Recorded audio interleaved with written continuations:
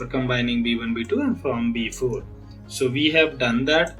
Now we have the last station to be formed and the combiner. We'll name that as assembly say 2, and what we are going to do is what is told us that the B3 which is coming from here is going to combine with B4 which is again going to this and form our part AN54.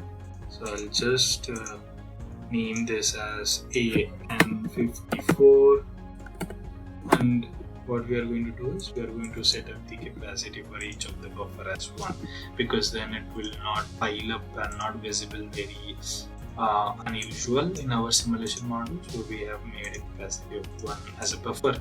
Then for assembly we have a cycle time mentioned as 4 minutes.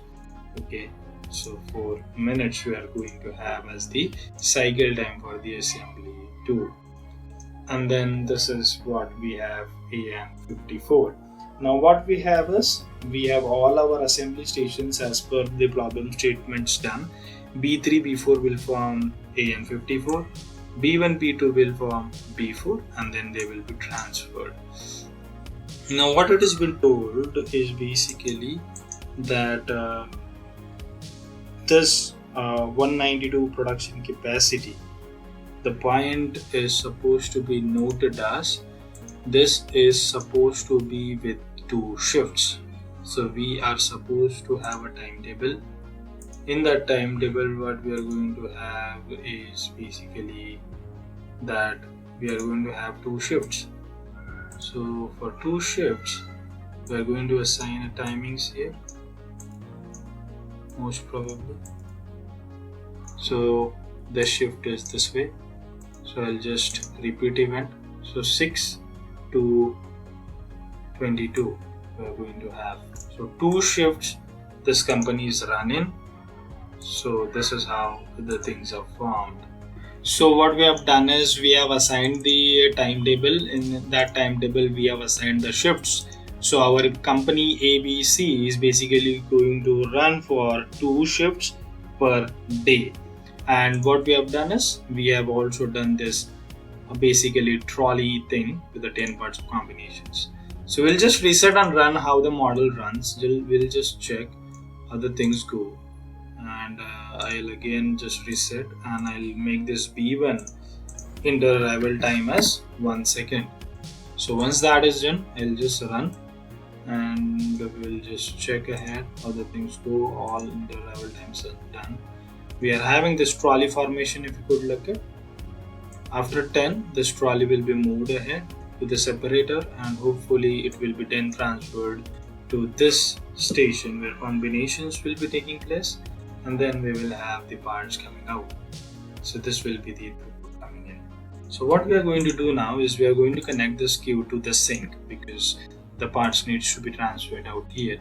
What we are going to do is we are going to set up a warm-up time. We are going to set this as 6 o'clock. Our shift will start. The start of the day we are going to set it as 3. Then what we are going to do is warm up of 1 day, because what happens on the first of the day, if you look at, we will require 30 minutes as the cycle time is 3 minutes to form 1 trolley. So to eliminate that issue, we are going to do that, and we are going to end at 6. So 2 days we are going to run, and we are going to check what is our throughput per day we are able to get, because we want 192 throughput per day, that is parts per day, that is AN54 per day. So I'm going to bring in the dashboards now, because we need to analyze these things. So I'm going to analyze stations. So we'll take assembly 1, we'll take assembly 2, and also we will take the machining station. I'll just move this at the top, and then what we are going to do is we are going to take output per hour graph, and we are going to convert it to per day, and we are going to have that being assigned at this queue AN54. We are going to rename this per hour today to avoid the confusion. We'll just reset and we'll just run and check what happens. Okay, and what is supposed to happen is I'll just click on this forklift and we'll just check So we have assigned 60 seconds timings correctly. So the blocked state, if you could look at, it is already there. So we are going to learn how to change the color in the dashboards now. So we are going to uncheck this adjust colors based on the state table. And what we are going to do is we are going to go to the colors and we are going to find out the blocked state and we are going to make it as a red. Mostly it will come faint something. So I'll just save. And if you could look at now, the blocked color should be pink. So we have that coming in pink, and I'll just reset. So I'll just run this. So we are having output per day as 231. How much was required? It was required as 192. So we have some issue in the line. That means because the throughput is not supposed to be higher, and we are having this blockage. This blockage is acceptable because this is because of the forklift having 1 minute of load and unload time. So we need to identify what is the issue because we are having high throughput. So that means something is running higher than required. So we'll go in the timetable, and yes, here is the issue. We haven't assigned the timetable to our stations. So we're going to assign those to our stations such that they will not work for 3 shifts per day. We need to work for only 2 shifts per day. I'll just reset and run, and hopefully now the throughput comes to 154.50, which is lesser. Why? Because we are having blockage for assembly 1. Now, which is the highest utilized station? So that is basically assembly 2, because it is not having any blockage. The cycle time assigned was our 4 minutes, and assembly 1 is having the cycle time high, that is 5 minutes. But if you look at the cycle time is coming out to be high here because we are having blockage at assembly 1. The reason for this is basically the forklift is having 1 second of load and unload time, which creates an additional 1 minute in our 4 minutes. So what we are going to do now to eliminate this blockage, hopefully we'll add a buffer in between. So this is basically the solution or the recommendation we are going to give in to meet 192. Just check whether we are going to get 192 as our system output. So I'm going to make the capacity as 1, and what we are going to do is this transporter will transfer the part on the buffer.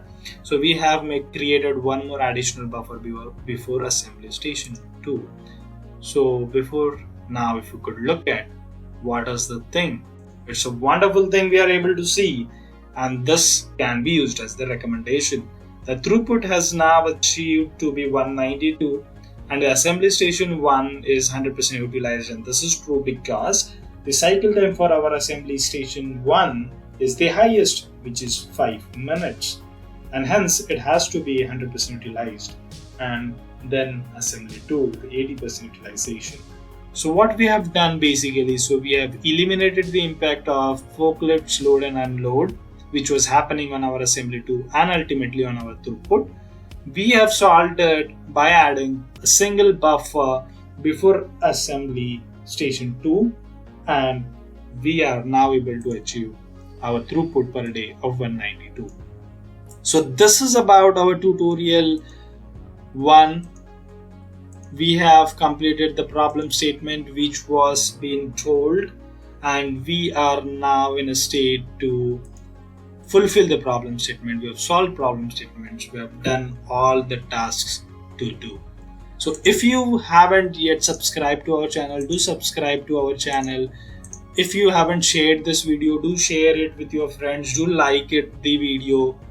Do visit our website behaviorchannel.com for certain exciting stuffs. So we'll meet in another interesting video of tutorials. So till then, stay tuned, stay healthy, stay safe, stay simulating. Bye bye.